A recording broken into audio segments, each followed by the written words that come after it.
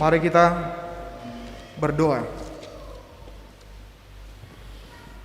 Damai sejahtera Allah yang melampaui segala akal dan budi, itulah kiranya yang menguasai hati dan pikiranmu sekalian dalam Kristus Yesus Tuhan kita. Amin.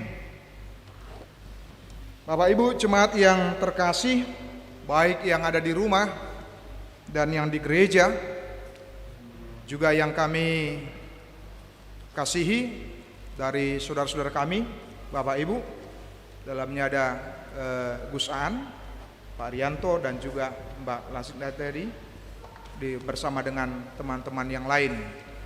Kebetulan mahasiswa-mahasiswi terjebak hujan tadi Gus ya. Nah, dan mereka tidak bisa mungkin perjalanan. Nah, tidak memakai mantel jadi tidak bisa hadir pada saat ini di jam ini bersama dengan kita. Baik, firman Tuhan yang menjadi renungan bagi kita di perayaan Natal di malam hari ini tertulis dari 1 Petrus 1 ayat 22 yang merupakan tema Natal bersama PGI dan KWI dengan tema cinta kasih Kristus yang menggerakkan persaudaraan. Saya akan membaca buat kita yang menjadi firman Tuhan atau menjadi renungan bagi kita. Demikian bunyi firman Tuhan di tengah-tengah kita. Karena kamu telah menyucikan dirimu oleh ketaatan kepada kebenaran, sehingga kamu dapat mengamalkan kasih persaudaraan yang tulus ikhlas. Hendaklah kamu bersungguh-sungguh saling mengasihi dengan segenap hatimu. Payasamu marohamuna marpanguluyon dihasitongan, mangiahi haholongan naso marlaok didongan, asa masih haholongan situtu hamu sian nasa roha ima sahatna. Saudara-saudari, Bapak Ibu jemaat yang terkasih dalam Tuhan Yesus Kristus, seorang filsuf bernama Empe Bollers pernah mengatakan bahwa di dunia ini ada dua kekuatan yang maha dahsyat yang saling bertentangan satu dengan yang lain. Maaf, agak macet ini laptopnya, mungkin sudah tua rupanya. Sehingga tadi sudah bisa dibuka. Terpaksa saya harus buka melalui HP untuk bahan jadinya.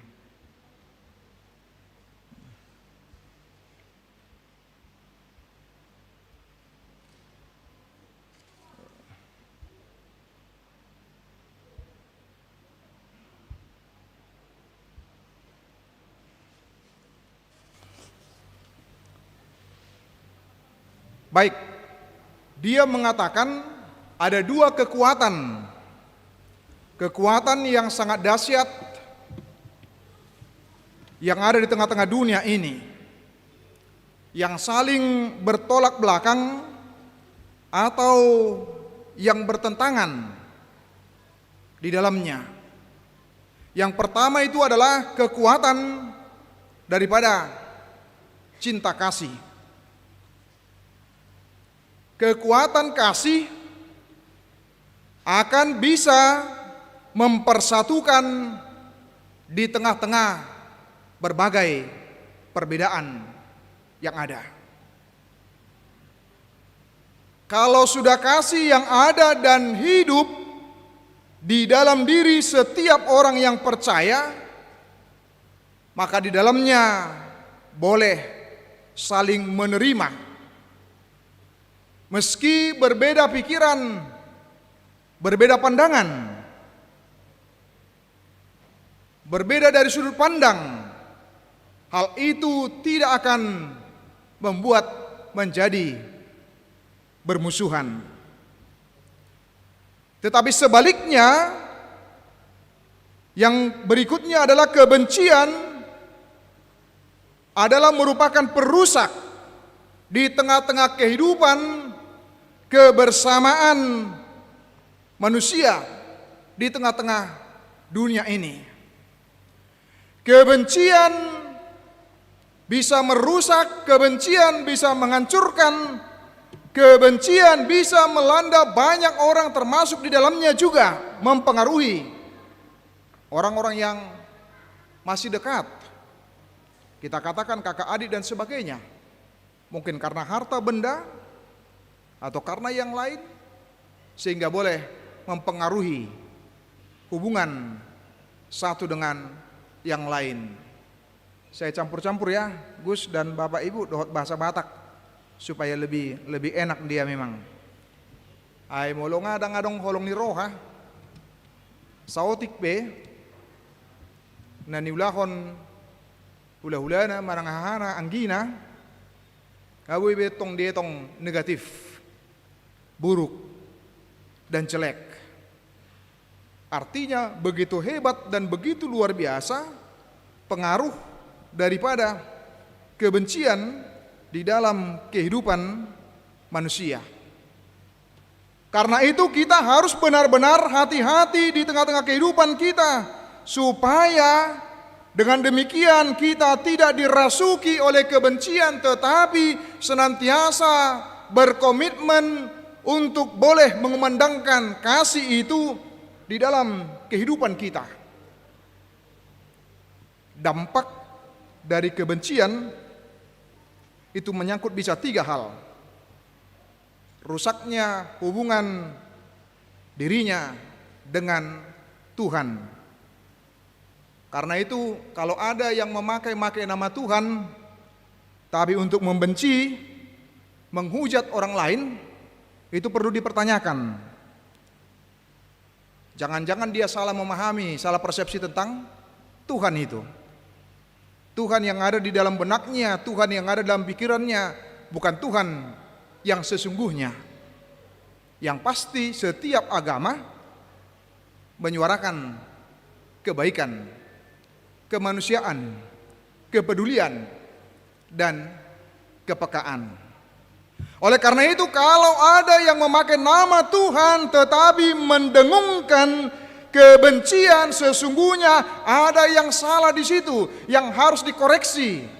Yang salah bukan Tuhan yang berfirman itu, tetapi yang salah adalah manusianya dengan tidak memahami dengan baik dan benar apa yang diajarkan oleh Tuhan yang sesungguhnya kepada kita sebagai manusia. Yang kedua, dampak negatif dari kebencian itu adalah rusaknya hubungan di antara sesama kita, satu dengan yang lain. Baik dalam dunia pekerjaan ada kompetisi, tetapi sayangnya tidak kompetisi yang sehat. Saling menjatuhkan, menghancurkan, bukan saling mendukung, saling menopang. Apa yang tabu domang do tinang ketika adong kelebihan ni dongan, dungin sinukum ma wasa ibana boy songoni. Kenapa dia bisa seperti itu? Supaya saya juga terberkati dan apa yang dilakukan sehingga keberhasilannya boleh kita tiru, boleh kita teladani, boleh kita lakukan, boleh kita kerjakan. Itulah sesungguhnya. Dan yang kemudian yang ketiga adalah rusaknya hubungan dengan dirinya sendiri, amang dan inang. Pasti. Itu teh. Songonodok nakin boladong nanisya sugohon, kalau ada yang dibenci, keberhasilan lawan tadi yang dibenci tadi itu tidak dihitung sebagai keberhasilan, sukacita bagi dia. Karena di dalamnya sudah ada kebencian. Menjadi hilang pengakuan, menjadi hilang keinginan kita untuk menyatakan sukses, untuk menyatakan berhasil, untuk menyatakan baik. Karena adanya kebencian, maka apapun yang dilakukan, sebaik apapun, sehebat apapun prestasi yang sudah dilakukan oleh sesama kita, tetapi karena ada noda kebencian, itu tidak lagi dihitung sebagai kesuksesan, keberhasilan, tidak lagi dihitung sebagai sesuatu yang baik di dalamnya, tetapi tetap sesuatu yang buruk, yang jelek oleh karena kebencian yang ada di dalam hatinya, sehingga menjadi membohongi dirinya sendiri. Ala dang boy be laptop pu, ba terpaksa nama dang mar laptop be. Saya coba saya nakin dang boy. Ulu. Nah, itu yang ketiga Bapak Ibu. Artinya rusaknya hubungan dengan dirinya sendiri ketika yang ada adalah kebencian. Itu yang bisa kita lihat dampak negatif dari kebencian itu, yang pasti tidak ada sama sekali dampak positif dari kebencian itu. Dari hujatan, dari berita-berita yang tidak baik, lihatlah seperti apa yang terjadi juga di tengah-tengah negara kita. Ketika pemimpin kita berjuang, berupaya memberikan yang terbaik, tetapi selalu ada saja yang menghujat. Selalu ada saja yang mengatakan inilah, itulah dan sebagainya. Aut sugari ratu ibana di leon tugasi, gabi presiden be undang-undang 10 hari turun Pak Jokowi be belum tentu ada. Undang-undang 20 hari turun be prestasinya. Tetapi yang ada adalah hujatan oleh karena berangkat dari kebencian di dalam hati dan di dalam diri seseorang itu. Dan itu juga yang bisa kita lihat kalau kita belajar dari apa yang dialami juga. Bagaimana Herodes di tengah-tengah kehidupannya, di tengah-tengah haus kekuasaannya, kita bisa bayangkan oleh karena kebencian yang ada di dalam hatinya menjadi membutakan mata hatinya. Sehingga dia berkata, memberikan perintah, anak-anak dari Yahudi, dari Israel, bangsa Israel yang 2 tahun yang laki-laki harus dibunuh. Karena apa? Karena dia mendengar ada seorang raja yang lahir. Wah, berarti dia menjadi saingan, menjadi lawan. Jangan-jangan dia akan menduduki posisi tempat saya, kedudukan saya. Dan karena hausnya akan kekuasaan, bahkan istrinya yang dia curigai, karena ada beberapa istrinya akan merebut posisinya, dia singkirkan, dia bunuh. Bahkan juga di dalamnya ada anaknya yang dia curigai akan merebut posisinya, juga dia habisi. Demikianlah hebatnya, luar biasanya ketika kebencian itu boleh menguasai kehidupan, boleh menguasai diri daripada seseorang itu. Artinya dia tidak memandang siapa yang akan dia korbankan ketika kebencian itu betul-betul sudah melekat di dalam hatinya, dalam dirinya. Tak peduli be, anggina do, hula-hulana be, iwotona do. Selesaikan, tuntaskan. Dan hal itu yang perlu menjadi pembelajaran bagi kita. Ada juga Hitler yang rasis, membunuh orang-orang Yahudi pada waktu itu sampai dengan 11 sampai dengan 17 juta pada waktu itu. Kita bisa bayangkan, kayaknya jadi lebih berharga ayam ya daripada manusia kalau kita bandingkan kebencian yang seperti itu. Sehingga tidak peduli, tapi dia menghabisi, dia menghancurkan, bahkan dia membunuh. Demikian juga dengan orang-orang yang memakai slogan-slogan agama yang bersedia membunuh sesamanya. Dipakai pula itu nama Tuhan seperti yang saya katakan tadi. Saya pikir ada yang salah di situ, yang harus dikoreksi. Dan itu pembicaraan kami, kesepakatan kami dengan Gus An juga ya, ada yang perlu dikoreksi di situ. Ketika hal itu terus didengungkan. Lihatlah demikian luar biasanya kebencian demi kebencian yang ditawarkan oleh dunia ini, tetapi tidak menawarkan solusi dunia ini menjadi lebih baik, bahkan menjadi lebih runyam. Kita bisa bayangkan ketika ada kebencian demi kebencian yang dilakukan oleh manusia, apa yang terjadi Bapak Ibu? Ada kata bijak mengatakan, kalau dunia ini dipenuhi dengan kebencian, maka itu sama seperti halnya dengan kuburan, katanya. Saya coba menyimak itu, kalau seperti kuburan, wah saya dokon songoin neraku, saya hurunukon, lu tutu, barohana holan roha, pamatehon nama. Roha menyingkirkan, rohanya, hatinya, hati menyakiti, hatinya justru hati yang buruk dan jelek. Di tengah-tengah tawaran dunia yang penuh dengan kebencian itu, Allah menawarkan sesuatu yang berbeda, yang harus kita teladani, kita hidupi dan kita lakukan di dalam kehidupan kita sebagai pengikut Kristus. Allah menawarkan kasih itu kepada manusia dengan kedatangannya ke tengah-tengah dunia ini. Yesus hadir sebagai wujud nyata Allah mengasihi manusia. Dia datang, dia mengorbankan dirinya untuk menyelamatkan manusia. Bapak, Ibu, saudara-saudara, tidak ada kasih tanpa pengorbanan. Tetapi kasih harus selalu dibarengi dengan pengorbanan di dalamnya. Apakah pengorbanan waktu? Apakah pengorbanan pikiran? Apakah pengorbanan yang lain? Sebagai bentuk wujud kita mengasihi daripada orang yang kita kasihi tersebut, seseorang itu. Nah, karena itu bagaimana dalam nats ini juga diingatkan kita supaya kita boleh betul-betul terpanggil menjadi pembawa cinta kasih yang dari Kristus sebagai pengikat persaudaraan yang sejati terhadap sesama. Lihatlah juga apa yang dilakukan oleh Yesus ketika dia melayani di tengah-tengah dunia ini.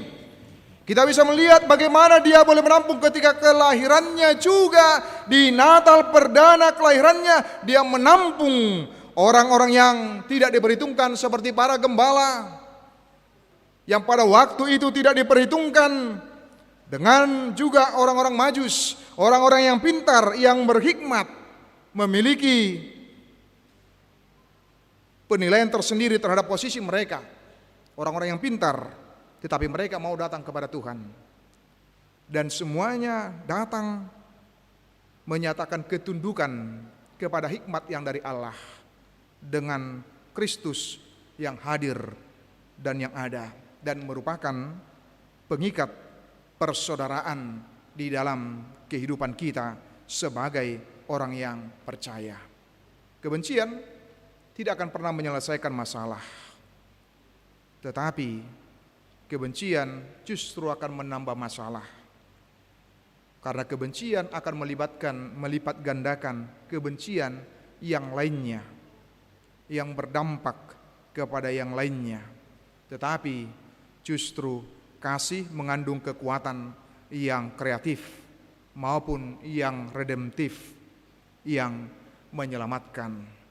Orang yang percaya, orang yang telah menerima Kristus di dalam hidupnya, di dalam hatinya, tidak akan pernah merasa kekeringan atas kasih itu, tetapi dia akan terus memancarkan cinta kasih itu kepada sesama di dalam kehidupannya. Dia tidak akan pernah menyatakan cukup, tidak, dalam mengasihi, tetapi terus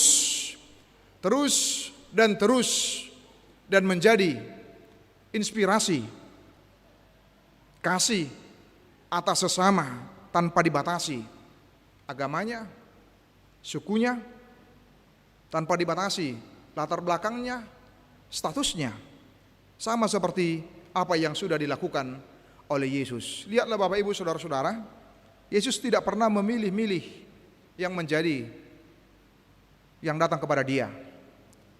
Orang yang berdosa sekalipun, orang yang akan dihukum, yang menurut hukum Yahudi, oleh karena tindakannya perempuan itu akan dilempari batu, dia tampung, dia terima.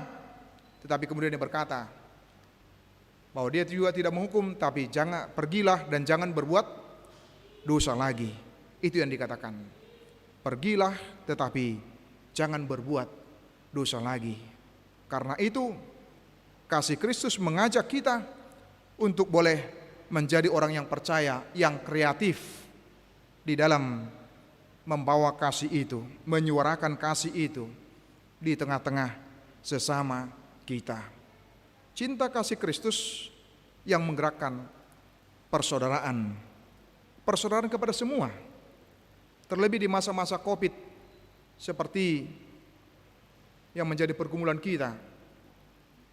Bahkan Bapak Ibu, apa yang dibawakan tadi dari beberapa memang adalah merupakan pengalaman nyata di masa Covid yang pahit dan sulit.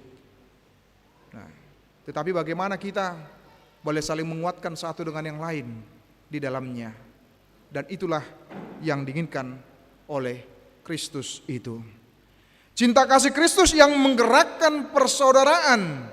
Persaudaraan kepada siapapun, kepada siapa saja, di mana saja, dan kapan saja. Tanpa melihat sukunya, agamanya seperti yang saya katakan tadi. Tetapi terus dan menerus menggalakkan. Dan persaudaraan yang sejati itu kita temukan melalui cinta kasih yang dari Kristus. Lihatlah, Yesus dalam menyampaikan kasihnya, menunjukkan kasihnya, dia tidak pernah menuntut timbal baliknya kepada dia.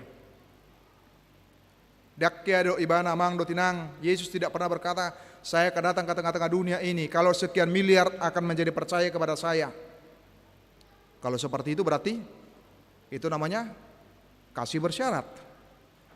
Tapi hal itu tidak dia lakukan, tidak dia katakan. Karena itu ketika menurut ukuran orang-orang itu pada waktu itu, orang yang berdosa sekalipun tetapi ditampung oleh Kristus.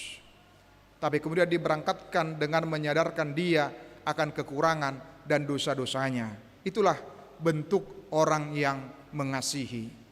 Dia bukan malah menghakimi terhadap orang lain. Dia bukan malah semakin menekan oleh karena kekurangan, oleh karena dosa, tetapi justru dibebaskan dan dimerdekakan. Dan dari situ kita belajar sesuatu tentang yang artinya persaudaraan. Bapak Ibu, saya pernah membaca satu buku dengan sebutan Ubuntu dari bahasa Afrika. Jadi saya baca buku itu, dikatakan saya melihat kamu. Tapi yang mau dikatakan Bapak Ibu bukanlah saya melihat kamu hanya sekedar dari sudut mata jasmani kita. Mudah toh mengatakan oh saya melihat kamu. Sesungguhnya perkataan Ubuntu itu, persaudaraan itu adalah persaudaraan yang hangat, yang peduli, yang care, yang membuka hatinya, membuka dirinya, membuka telinganya terhadap sesama. Jadi pemahaman Ubuntu itu bukan sekedar saya melihat kamu dengan mata fisik saya, oh kamu matanya ada, kakinya ada, tangannya ada, dan sebagainya. Tetapi dia mengatakan, saya mengasihi kamu sebagaimana kamu adanya, bukan dengan syarat-syarat tertentu di dalamnya. Itulah yang diinginkan oleh Yesus bagaimana kita dalam kehidupan kita. Termasuk di dalamnya adalah para perempuan HKBP Resort Surabaya Selatan ini boleh menjadi penggerak cinta kasih yang begitu luar biasa, yang begitu hebat. Terlebih dua tugas kita yang berat Bapak Ibu, dengan teman-teman kita yang ada di HKBP Majapahit, Mojokerto, dan juga yang ada di Jombang. Kalau seperti Gus Aan saja sudah mengatakan siap ala somal hami mulai maju mas inadutiba, panggilannya mas, biasa panggil saya gitu. Siap mas, apa saja yang perlu gitu. Banyak kom maju malu sahalak sonasida, tetapi peduli bersama dengan teman-teman yang lain, timnya. Nah, apalagi seharusnya kita dalam kehidupan kita, apa yang bisa kita lakukan, apa yang kita bisa perbuat, apa yang bisa kita kerjakan. Karena cinta kasih yang sesungguhnya dari Kristus adalah justru menggerakkan rasa persaudaraan yang sejati yang harus terbangun satu dengan yang lain di tengah-tengah kehidupan kita. Cinta kasih yang dari Kristus menghancurkan tembok-tembok pemisah di dalamnya. Dan sebaliknya membangun jembatan-jembatan yang indah, yang boleh menjembatani, yang boleh menghubungkan di tengah-tengah perbedaan yang ada di dalam kehidupan kita. Kalau kita menyebut bahwa menerima Dia ada dan hadir di dalam kehidupan kita, maka kita akan digerakkan dengan cinta kasih dan akan membangun persaudaraan satu dengan yang lain. Nah, karena itu bagaimana para perempuan HKBP Resort Surabaya Selatan ini boleh menjadi motor, menjadi penggerak. Nah, tanpa menunggu, apa yang bisa kita lakukan, kita lakukan. Apa yang bisa kita kerjakan, kita kerjakan. Apa yang bisa kita perbuat, kita perbuat. Berpacu untuk boleh menunjukkan cinta kasih itu yang menggerakkan, mengarahkan kepada persaudaraan di tengah-tengah kehidupan kita. Bapak Ibu, seharusnya kita selain bersyukur tapi juga patut malu dengan kehadiran Gus Aan bersama dengan teman Pak Irianto juga. Nah, dan juga saya lupa tadi Ibu Luman Raja atau Ibu apa? Benarkah? Orang Batak memang? Batubara. Nah, Ibu Batubara. Nah, agak jarang juga kalau Batubara ya, sama seperti Cidoruk agak jarang juga Ibu. Kalau Surabaya ada Ibu Batubara juga, ada Mbak Listia yang boleh ada dan boleh hadir. Nah, bagaimana respon yang positif, respon yang baik di tengah-tengah sukacita Natal? Tidak hanya kami boleh bersukacita, boleh bergembira, dan betul-betul menggerakkan rasa persaudaraan itu di tengah-tengah kehidupan kita. Karena itu mari kita mulai apa yang bisa kita lakukan, apa yang bisa kita kerjakan.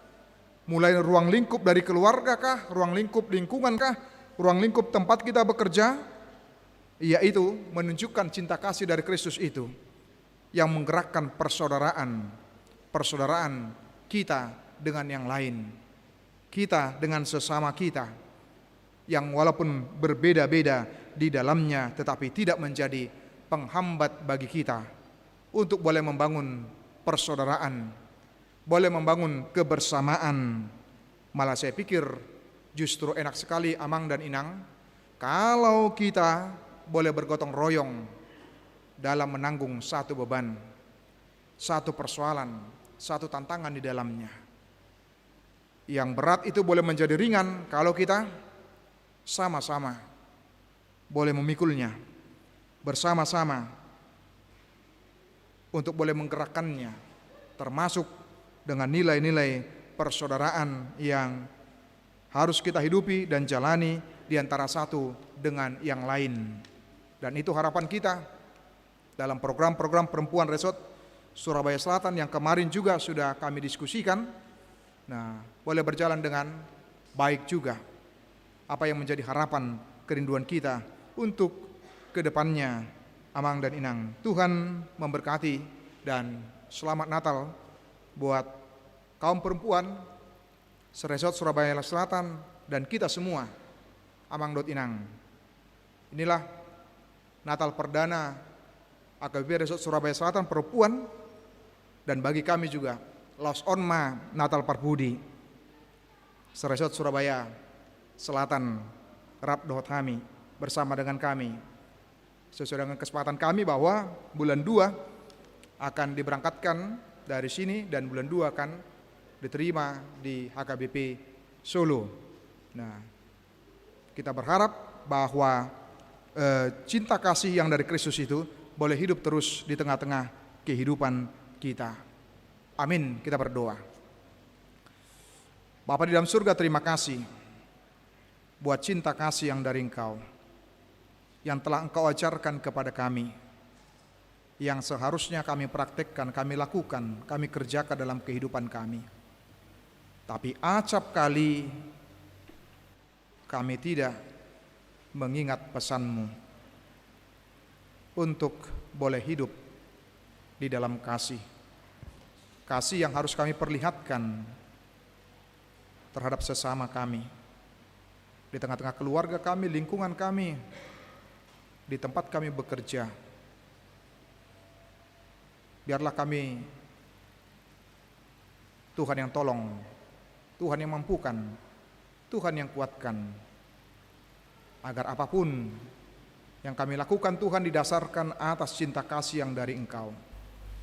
Ketika cinta kasih dari Engkau sudah hidup dalam hati kami, tentu nilai-nilai persaudaraan yang sesungguhnya, persaudaraan yang sejati itu ada hidup dan diam dalam hati kami, diri kami, dan kami bagikan bagi sesama kami Tuhan, dimanapun kami berada, baik terhadap saudara-saudara kami walaupun kami berbeda suku, berbeda agama, atau perbedaan status sosial, keberadaan, pekerjaan, tapi Engkau mengingatkan kami bahwa di dalam Engkau semuanya sudah melebur menjadi satu, satu di dalam Engkau ya Tuhan. Terima kasih Tuhan, berkatilah perempuan, kaum ibu, kaum perempuan seresort Surabaya Selatan ini, supaya melalui Natal perdana ini boleh menjadi awal yang baik, menjadi motor menggerakkan kami semua menjadi pembawa cinta kasih terhadap sesama kami, supaya nama Tuhan boleh dipermuliakan. Terima kasih Tuhan, berkati kami semua, berkati kami anak-anak-Mu ya Tuhan.